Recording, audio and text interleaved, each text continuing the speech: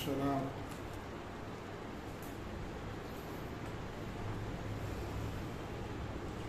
إن الحمد لله نحمده ونستعينه ونستغفره ونعوذ بالله من شرور أنفسنا ومن سيئات أعمالنا من يهده الله فلا مضل له ومن يضلل فلا هادي له وأشهد أن لا إله إلا الله وأشهد أن محمدا عبده ورسوله أما بعد فإن خير الحديث كتاب الله وخير الهدي هدي محمد صلى الله عليه وسلم وشر الأمور محدثاتها وكل محدثة بدعة وكل بدعة ضلالة وكل ضلالة في النار. قال الله تبارك وتعالى وَلَقَدْ أَرْسَلْنَا رُسُلًا مِّن قَبْلِكَ وَجَعَلْنَا لَهُمْ أَزْوَاجًا وَذُرِّيَّةً. وقال النبي صلى الله عليه وسلم يا معشر الشباب من استطاع منكم الباءة فليتزوج فإنه أغض للبصر وأحسن للفرج ومن لم يستطع فعليه بالصوم فإنه له وجاء. متفق علیہ. معزز حاضرین،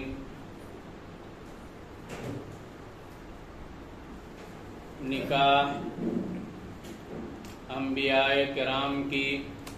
ان سنتوں میں سے ہے جس پر انبیاء علیہم الصلاۃ نے پابندی کی، اور اللہ تعالیٰ نے خصوصیت کے ساتھ انبیاء کے حوالے سے اس کا ذکر کیا. اللہ تعالیٰ نے فرمایا وَلَقَدْ أَرْسَلْنَا رُسُلًا مِّن قَبْلِكَ وَجَعَلْنَا لَهُمْ أَزْوَاجًا وَذُرِّيَّةً، کہ ہم نے آپ سے پہلے رسولوں کو بھیجا اور ان کے لیے بیوی اور بچے بنائے. معزز حاضرین، بیوی بچے یہ انسان کی بنیادی ضرورتوں میں سے ہے. بیوی بچے انسان کی بنیادی ضرورتوں میں سے ہے، اور اللہ کے نبی صلی اللہ علیہ وسلم نے صحابہ کرام کو اس میں ترغیب دی ہے اور اس پر ابھارا ہے. اللہ کے نبی صلی اللہ علیہ وسلم نے فرمایا یا معشر الشباب من استطاع منکم الباءة فلیتزوج فإنه اغض للبصر واحسن للفرج ومن لم يستطع فعليه بالصوم فإنه له وجاء. کہ اے نوجوانوں کی جماعت، تم میں سے جس کے پاس استطاعت ہو اسے چاہیے کہ شادی کر لے، اور جس کے پاس طاقت نہ ہو، جس کے پاس نان و نفقے کی طاقت ہو، اسے چاہیے کہ وہ شادی کر لے، اور جس کے پاس طاقت نہیں ہے وہ روزے کو لازم پکڑے، کیونکہ روزہ یہ ڈھال ہے. روزہ یہ ڈھال ہے. اس آیت میں، اس حدیث میں اللہ کے نبی صلی اللہ علیہ وسلم نے نوجوانوں کو اور نوجوانوں کی جماعت کو ابھارا ہے شادی کرنے پر، اور اس کے لیے کوشش کرنے پر، اس کے لیے تیاری کرنے پر. بلا وجہ شادی میں تاخیر کرنا، طرح طرح کے بہانے کرنا، طرح طرح کے عذر پیش کرنا، یہ سب کی اسلام میں گنجائش نہیں ہے. اللہ کے نبی صلی اللہ علیہ وسلم کا واضح اور صاف حکم ہے جس کے پاس بھی نکاح کی استطاعت ہے وہ شادی کر لے، اس میں تاخیر نہ کرے. اللہ کے نبی صلی اللہ علیہ وسلم صحابہ کرام کے ساتھ ایک مرتبہ بیٹھے ہوئے تھے. صحیح بخاری کی روایت ہے کہ ایک عورت آئی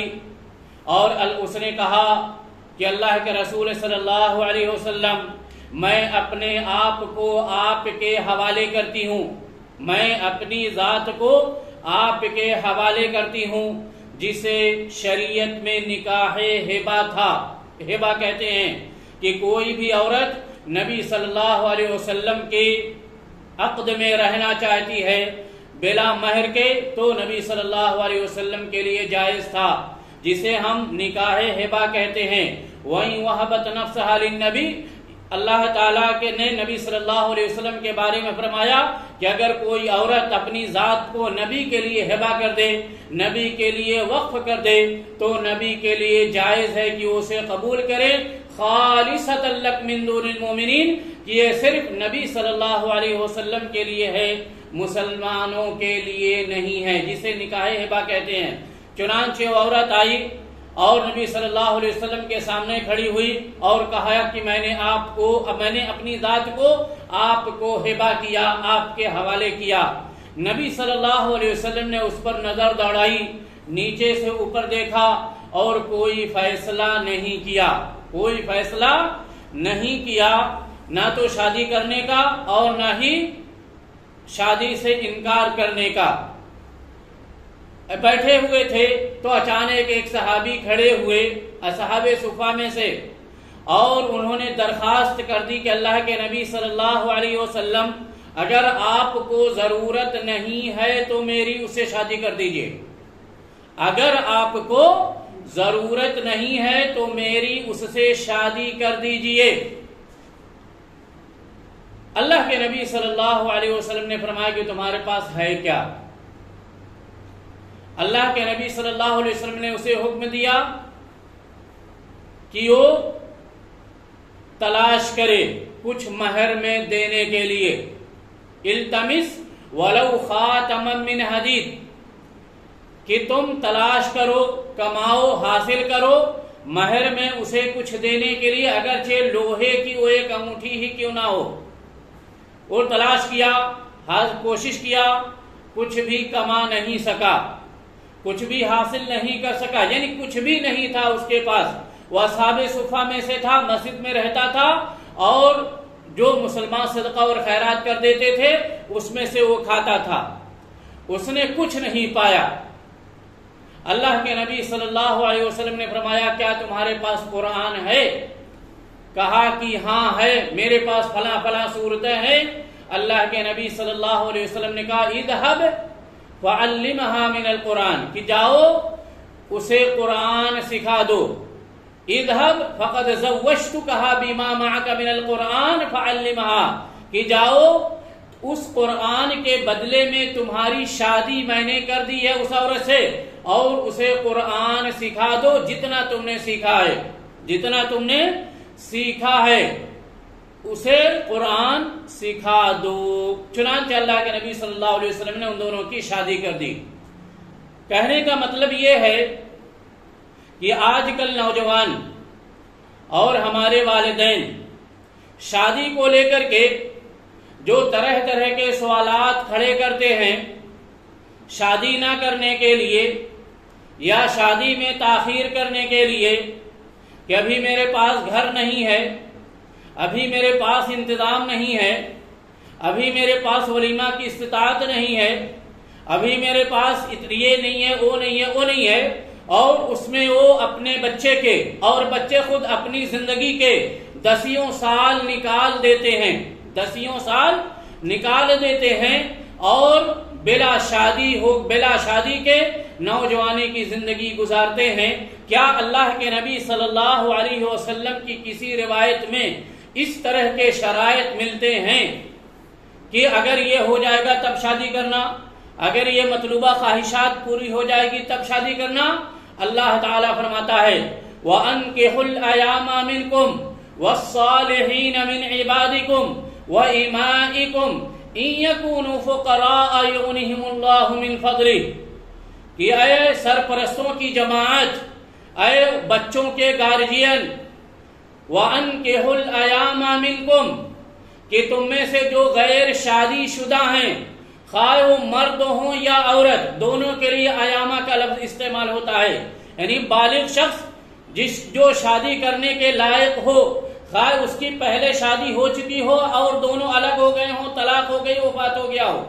جو بھی بالغ ہے اور شادی شدہ نہیں ہے اسے عربی زبان میں ایامہ کہتے ہیں۔ کہ تم میں سے جو شادی شدہ نہیں ہے، تمہاری لونڈیوں میں سے اور تمہارے غلاموں میں سے نیک لوگ، یعنی تمہارے غلاموں میں سے نیک غلام جو شادی شدہ نہیں ہیں تم ان کی شادی کر دو۔ یہ اللہ تعالیٰ ان لوگوں کے بارے میں حکم دے رہا ہے کہ جو انسان کے ماتحت میں لونڈیاں ہیں، انسان کے گھر میں کام کرنے والی لونڈیاں ہیں اور غلام ہیں، ان کی شادی کرانے کا حکم دے رہا ہے۔ ایک غلام جو اپنے مالک سے اجنبی ہوتا ہے، کوئی رشتہ داری نہیں ہوتی ہے سوائے غلامی کے، تو آپ اس سے اندازہ لگائیے کہ کیا یہ حکم بچوں کے سلسلے میں نہیں ہے کہ تم اے لوگوں جو نیک بچوں کے ذمہ دار ہو، جو نیک لوگوں کے ذمہ دار ہو، غیر شادی شدہ بیٹیوں کے ذمہ دار ہو، ان کی شادیاں کرا دو، ان کی شادیاں کرا دو۔ اللہ تعالیٰ فرماتا ہے إِن يَكُونُوا فُقَرَاءَ يُغْنِهِمُ اللَّهُ مِنْ فَضْلِهِ کہ شادی کی برکت کی وجہ سے اگر وہ پہلے غریب ہیں، فقیر ہیں، ان کے پاس کھانے کمانے کا ذریعہ نہیں ہے، محتاجگی کی زندگی گزر رہی ہے، اللہ تعالیٰ اپنے فضل و کرم سے انہیں مالدار کر دے گا۔ إِن يَكُونُوا فُقَرَاءَ يُغْنِهِمُ اللَّهُ مِنْ فَضْلِهِ کہ اگر وہ فقیر ہیں، مالدار نہیں ہیں، ان کے پاس پیسے نہیں ہیں، پھر بھی ان کی شادی کرا دو۔ اللہ تعالیٰ اپنے فضل و کرم سے انہیں مالدار بنا دے گا، بے نیاز کر دے گا۔ علماء نے اسے شادی کے فوائد اور برکات میں سے ذکر کیا ہے کہ فقیری اور بے روزگاری کا علاج شادی ہے، اور ہم پہلے روزگار تلاش کرتے ہیں پھر شادی کرتے ہیں۔ شادی کیجئے، اللہ تعالیٰ روزی کا انتظام کر دے گا۔ شادی کا اس آیت کا مطلب یہ ہے کہ شادی آپ کر دیجئے، اللہ تعالیٰ کھانے کمانے کا ذریعہ بنا دے گا، اس کا انتظام کر دے گا، یہ اللہ تعالیٰ کا وعدہ ہے۔ إِن يَكُونُوا فُقَرَاءَ يُغْنِهِمُ اللَّهُ مِنْ فَضْلِهِ کہ اگر وہ فقیر ہیں، مالدار نہیں ہیں، ان کے پاس مال نہیں ہے، تو اللہ تعالیٰ اپنے فضل و کرم سے انہیں مالدار بنا دے گا۔ اسی لیے بلا سبب، بلا عذر شرعی شادی میں تاخیر کرنا علماء نے اسے جائز قرار نہیں دیا ہے، اور اسی طرح وہ لوگ بھی اچھا عمل نہیں کرتے ہیں جو شادی سے پرہیز کرتے ہیں یا شادی نہ کرنے کے لیے الگ الگ طرح کے بہانے تلاش کرتے ہیں، کیونکہ شادی نہ کرنے میں کوئی خیر نہیں ہے،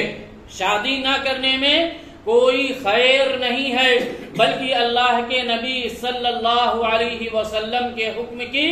مخالفت ہے۔ انس بن مالک رضی اللہ تعالیٰ عنہ کہتے ہیں جاء ثلاثة رهط إلى بيوت رسول الله إلى بيوت أزواج النبي صلى الله عليه وسلم يسألون عن عبادة النبي صلى الله عليه وسلم فلما أخبروا كأنهم تقالوها کہ 3 لوگ نبی صلی اللہ علیہ وسلم کی بیویوں کے گھروں کی طرف آئے، نبی صلی اللہ علیہ وسلم کی عبادت کے بارے میں انفارمیشن اور جانکاری حاصل کرنے کے لیے۔ جب انہیں نبی صلی اللہ علیہ وسلم کی عبادت کے بارے میں بتایا گیا تو ان لوگوں نے نبی کی عبادت کے سامنے اپنی عبادت کو کم سمجھا، نبی کی عبادت کے سامنے اپنی عبادت کو کم سمجھا۔ فقالوا وَأَيْنَ نَحْنُ مِنْ رَسُولِ اللَّهِ صلی اللہ علیہ وسلم قَدْ غُفِرَ لَهُ مَا تَقَدَّمَ مِنْ ذَنْبِهِ وَمَا تَأَخَّرَ کہا کہ ہماری مثال، ہمارا مقام اللہ کے رسول صلی اللہ علیہ وسلم کے سامنے کیا ہے، ہماری حیثیت نبی صلی اللہ علیہ وسلم کے سامنے کیا ہے۔ نبی صلی اللہ علیہ وسلم کے اگلے پچھلے ہر طرح کے گناہ معاف کر دیے گئے ہیں، تو ہماری کیا ویلیو ہے نبی کے سامنے۔ فقال احدهم تو ان لوگوں نے کہا، پلان بنایا فوراً، اما انا فاصلی اللیل ابدا کہ میں رات بھر نماز پڑھوں گا تاکہ مجھے نبی صلی اللہ علیہ وسلم کو جو ثواب ملتا ہے وہ مجھے اتنا ہی ثواب ملے۔ وقال الآخر اور دوسرے نے کہا، انا اصوم الدہر ولا افطر، کہ میں ہمیشہ روزہ رکھوں گا، کبھی بغیر روزے کے نہیں رہوں گا۔ وقال آخر، تیسرا شخص پلان بنایا، کہا اما انا فانا اعتزل النساء فلا اتزوج ابدا، کہ میں عورتوں سے الگ تھلگ رہوں گا، ہرگز شادی نہیں کروں گا۔ یہ جھمیلا کون پالے گا؟ فجاء رسول اللہ صلی اللہ علیہ وسلم، اللہ کے رسول صلی اللہ علیہ وسلم آئے گھر۔ فقال، تو نبی صلی اللہ علیہ وسلم نے کہا انتم الذین قلتم کذا وکذا، کہ آپ ہی لوگ ہیں جنہوں نے یہ اس طرح کی بات کہی ہے۔ اما واللہ انی لاخشاکم للہ، خبردار میں تم میں سب سے زیادہ اللہ تعالیٰ کی خشیت اختیار کرنے والا ہوں، اللہ تعالیٰ سے ڈرنے والا ہوں۔ وَأَتْقَاكُمْ لَهُ، اور اللہ تعالیٰ کے لیے سب سے بڑا متقی ہوں، اللہ تعالیٰ سے سب سے زیادہ ڈرنے والا ہوں۔ جتنا میں اللہ تعالیٰ کے حکم کو مانتا ہوں اتنا کوئی تم میں سے نہیں مانتا۔ وَلَكِنْ أَصُومُ وَأُفْطِرُ، لیکن میں روزہ بھی رکھتا ہوں اور بغیر روزے کے بھی رہتا ہوں۔ وَأُصَلِّي وَأَرْقُدُ، نماز بھی پڑھتا ہوں اور سوتا بھی ہوں، نماز بھی پڑھتا ہوں اور سوتا بھی ہوں، پوری رات عبادت نہیں کرتا۔ وَأَتَزَوَّجُ النِّسَاءَ، اور عورتوں سے شادیاں بھی کرتا ہوں، بہت ساری بیویاں ہیں۔ فَمَنْ رَغِبَ عَنْ سُنَّتِي فَلَيْسَ مِنِّي، جو میری سنت سے اعراض کرے، جو میری سنت سے منہ موڑے، اس کا تعلق مجھ سے نہیں ہے، میرا اس سے کوئی تعلق نہیں ہے۔ ذرا قربان جائیے، اللہ کے نبی صلی اللہ علیہ وسلم نے ایسے لوگوں سے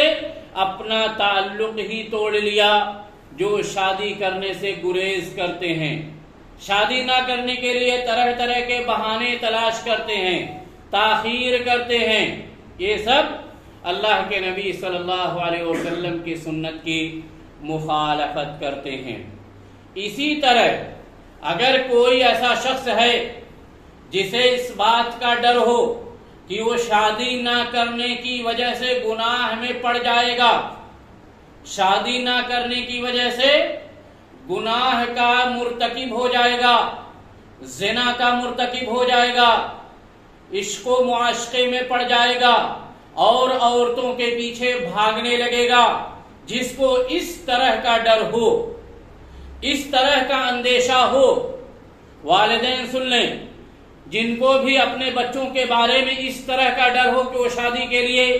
یا کسی لڑکی کے حصول کے لیے کوشش کرتا ہے،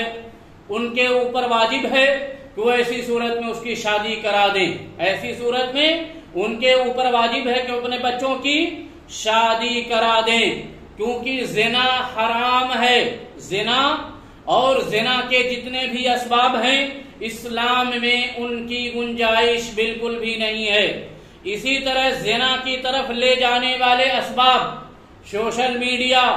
چیٹنگ، بات چیت اور اس طرح کی دیگر حرکتیں، یہ سب اسلام میں جائز نہیں ہے۔ اور زنا کے بارے میں جو بھی آیتیں اور حدیثیں ہیں آپ لوگوں کو معلوم ہی ہے۔ اللہ تعالی نے فرمایا وَلَا تَقْرَبُوا الزِّنَا إِنَّهُ كَانَ فَاحِشَةً وَمَقْتًا وَسَاءَ سَبِيلًا، کہ تم زنا کے قریب بھی مت جاؤ کیونکہ وہ بے حیائی اور اللہ تعالی کی ناراضگی کا سبب ہے، اللہ تعالی کی ناراضگی کا سبب ہے۔ اور جو نکاح نہ کر سکے، کسی بھی طرح کا کوئی بھی عذر ہو، یعنی معقول عذر، بہانہ نہیں، اگر شرعی عذر پایا جاتا ہے لیکن شادی کرنا چاہتا ہے، شادی کرنے کے انتظامات نہیں ہیں، بنیادی انتظامات، فعلیہ بالصوم، تو ایسے شخص پر واجب ہے، ایسے نوجوان پر واجب ہے کہ وہ روزے کی پابندی کرے، جیسا کہ عبداللہ بن مسعود رضی اللہ تعالی عنہ کی حدیث میں گزرا۔ اسی طرح جو شخص شادی کا ارادہ کرنا چاہتا ہے، یعنی شادی کرنا چاہتا ہے اور شادی شدہ زندگی گزارنا چاہتا ہے، تو اس کے اوپر واجب ہے کہ وہ ایسی عورت تلاش کرے جس میں وہ خوبیاں پائی جاتی ہیں جو آنے والی حدیث میں مذکور ہیں۔ عن ابی ہریرہ رضی اللہ عنہ عن النبی صلی اللہ علیہ وسلم قال تنکح المرأة لمالها ولحسبها ولجمالها ولدینها فاظفر بذات الدین تربت یداک، کہ عورتوں کی شادی، عورتوں سے اگر شادی کی جاتی ہے تو بنیادی طور پر اس کے 4 اسباب ہوتے ہیں۔ پہلا سبب ہوتا ہے کہ عورت مالدار ہو، اس کو وراثت میں اچھا خاصا حصہ ملنے والا ہو، اس کی وجہ سے شادی کی جاتی ہے۔ وَلِحَسَبِهَا، عورت بڑے گھر کی ہے، بڑے گھرانے کی ہے، مالدار گھرانے کی ہے، عزت دار گھرانے کی ہے، اس کی بنیاد پر شادی کی جاتی ہے تاکہ زندگی آرام سے کٹ جائے۔ ولی جمالہا، اسی طرح عورت خوبصورت ہے، اچھے نقشے والی ہے، اچھی طرح خوبصورت ہے تو اس کی بنیاد پر بھی شادی کی جاتی ہے۔ ولی دینہا، اسی طرح عورت سے شادی کرنے کا چوتھا سبب یہ ہے دینداری، صوم و صلاۃ کی پابند، بے حیائی سے بچنے والی، بے پردگی سے بچنے والی، حیا کرنے والی، گھر میں رہنے والی، گھر سے کم باہر نکلنے والی عورتوں، یعنی دیندار عورت سے شادی کی جاتی ہے۔ تو اللہ کے نبی صلی اللہ علیہ وسلم نے فرمایا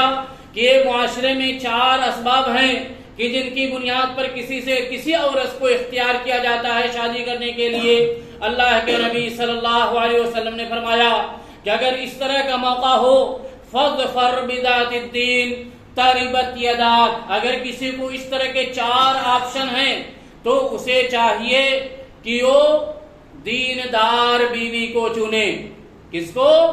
دین والی عورت کو چنے، کیونکہ اس کا گھر محفوظ رہے گا بے دینی سے، اس کے بچے اسلام پر ثابت قدم رہیں گے، وہ خود بھی اسلام پر ثابت قدم رہے گا۔ دیندار بیوی خود نماز پڑھے گی تو شوہر کو بھی نماز پڑھنے کے لیے بھیجے گی، بچوں کو بھی نماز کا پابند بنائے گی۔ تو دیندار بیوی گھر میں برکت کا سبب ہوتی ہے۔ اللہ کے نبی صلی اللہ علیہ وسلم نے فرمایا تربت یداک، تمہیں برکت حاصل ہو، تمہارے ہاتھ مٹی کو چھوئیں تو مٹی بھی تمہیں فائدہ دے۔ اللہ تعالیٰ نے قرآن میں وعدہ کر چکا ہے کہ اگر وہ فقیر ہیں تو اللہ تعالیٰ اپنے فضل و کرم سے انہیں مالدار بنا دے گا۔ اسی طرح اللہ کے نبی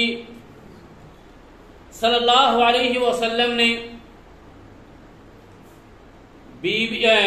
بچیوں کے والدین کو، سرپرستوں کو خطاب کرتے ہوئے فرمایا کہ وہ اپنی بچیوں کی خاطر طرح طرح کے رشتے کو ٹھکراتے ہیں۔ کسی لڑکے میں کوئی عیب ہے، کوئی لڑکا کم کماتا ہے، کوئی زیادہ کماتا ہے، کسی کے پاس روزگار نہیں ہے،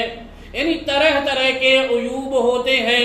کہ جن کی وجہ سے ہم آئے ہوئے رشتے کو ٹھکرا دیتے ہیں کیونکہ وہ ہماری مرضی کے مطابق نہیں ہوتے ہیں۔ اللہ کے نبی صلی اللہ علیہ وسلم نے ایسی صورت میں، اس سچویشن میں، اللہ کے نبی صلی اللہ علیہ وسلم نے بچیوں کے سرپرستوں کو حکم دیا ہے اذا جاءکم من ترضون دینہ وخلقہ فانکحوہ الا تفعلوا تکن فتنۃ فی الارض وفساد کبیر، کہ اگر تمہارے پاس ایسا شخص آئے جس کے دین سے تم راضی ہو، جس کی دینداری سے تم مطمئن ہو، جسے تم پسند کرتے ہو اور جس کے اخلاق سے کو پسند کرتے ہو، جس کے اخلاق کو تم پسند کرتے ہو، یعنی وہ عبادت میں، معاملات میں، دینداری میں بھی ٹھیک ٹھاک ہے اور اخلاق میں، برتاؤ میں، سلوک میں، کیریکٹر میں بھی اچھا ہے، تمہیں پسند آ جاتا ہے، فَأَنْكِحُوهُ، تو اس کی شادی کرا دو، اس کی شادی کرا دو، اس کی شادی کرانے میں مدد کرو۔ اگر آپ کے گھر رشتہ لینے آیا ہے تو آپ اس کی شادی اپنی بچی سے، اپنی کیا کہتے ہیں، جو آپ کے گھر میں پل رہی ہے، خواہ وہ آپ کی بیٹی ہو یا آپ اس کے سرپرست ہوں، آپ اس کی شادی اس سے کرا دیجئے۔ دوسرا شخص ہے جو آپ کے پاس آیا ہے سفارش کرانے کے لیے کہ میرا رشتہ کہیں ڈھونڈ دیجئے، میرے لیے لڑکی تلاش کر دیجئے، اس کی بھی ذمہ داری آپ کے اوپر ہے۔ اگر آپ اس کے اخلاق، اس کی دینداری سے مطمئن ہیں، آپ کے اوپر واجب ہے کہ آپ اس کے لیے رشتہ تلاش کریں، دوست و احباب میں رشتہ تلاش کریں اور جلد از جلد اس کی شادی کرا دیں۔ بہت مرتبہ ایسا ہوتا ہے کہ ان کو رشتہ کرانے والا، ان کو رشتہ بتانے والا کوئی نہیں ملتا ہے، پریشان ہوتے ہیں۔ ایسی صورت میں جسے بھی اس طرح کا علم ہو، شادی کرانے میں اس کی مدد کرے جس کی شادی نہیں ہوئی ہے۔ الا تفعلوا، اگر تم ایسا نہیں کرو گے، تکن فتنۃ فی الارض، تو زمین میں فتنہ ہوگا، کیونکہ نوجوان ہے، خون گرم ہے، آپ شادی نہیں کریں گے، خود سے لڑکیوں کو تاڑنا شروع کر دے گا، خود سے رشتہ تلاش کرنا شروع کر دے گا، اور اس میں وہ بہک سکتا ہے، گمراہ بھی ہو سکتا ہے۔ اگر اسے رہنمائی نہیں ملی تو اس کے دل میں وسوسے پیدا ہو سکتے ہیں اور وہ راہ حق سے یا سچائی کے راستے سے ہٹ سکتا ہے اور برائی کے راستے پر چل پڑتا ہے۔ اسی طرح بچی جوان ہے، آپ اس کی شادی میں تاخیر کر رہے ہیں، ظاہر ہے کہ اس کے لیے کسی عذاب سے کم نہیں ہے، اس کے لیے کسی عذاب سے کم نہیں ہے، بہت مشکل ہوتی ہے، آپ بھی جانتے ہی ہوں گے۔ تکن فتنۃ فی الارض، تو زمین میں فتنہ ہوگا، وہ خود سے رشتے تلاش کرنے شروع کر دیں گے اور بہت بڑا فساد ہوگا، اور شادی تاخیر کرنے کے جو نتائج ہمارے سامنے آ رہے ہیں یا آ چکے ہیں، وہ بھی آپ اس پر غور کریں، کیا یہ فساد کسی فساد سے کم ہے اور کیا کسی فتنے سے کم ہے؟ اللہ رب العالمین سے دعا ہے کہ اللہ رب العالمین ہمیں حالات پر نظر رکھنے کی توفیق عطا فرما اور ہمیں اپنے بچوں کی اور بچیوں کی جلد از جلد شادی کرانے اور انہیں فتنوں سے محفوظ رکھنے کی توفیق عطا فرما۔ اقول لکم ما تسمعون واستغفر اللہ لی ولکم ولسائر المسلمین فاستغفروہ انہ هو الغفور الرحیم۔ والسلام علیکم ورحمۃ اللہ وبرکاتہ۔